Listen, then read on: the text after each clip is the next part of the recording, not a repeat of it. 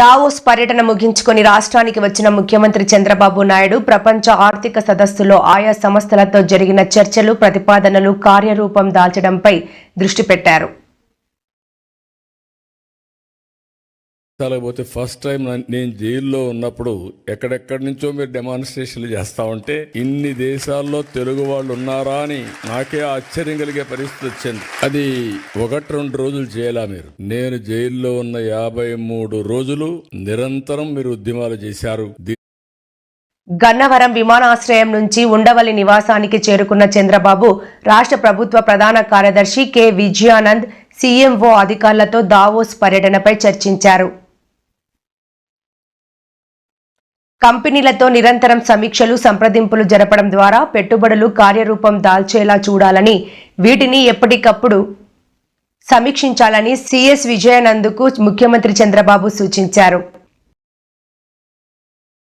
ఫ్యూచర్లో ఏది చూసినా కూడా మ్యానుఫ్యాక్చరింగ్ కూడా గ్రీన్ ఎనర్జీ వాడితే దానివల్ల అడ్వాంటేజెస్ ఉంటాయి. టోటల్గా గ్లోబల్ వార్మింగ్ తగ్గే పరిస్థితి వస్తుంది. Not only green hydrogen, it is leading to green manufacturing.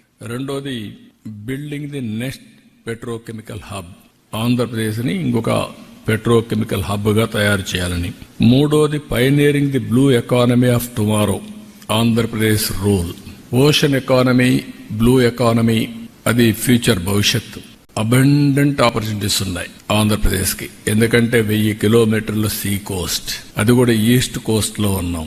ఇది ప్రపంచానికే గేట్ వేగా తయారవుతుంది. దీన్ని ఎంత ఉపయోగించుకుంటే అంత సముద్రాన్ని ఉపయోగించుకొని మనం ముందుకు పోయే పరిస్థితి వస్తుంది. అందుకని బ్లూ ఎకానమీ పైన ఏమేం చేయగలుగుతాయో కూడా ఫోకస్ పెట్టాం.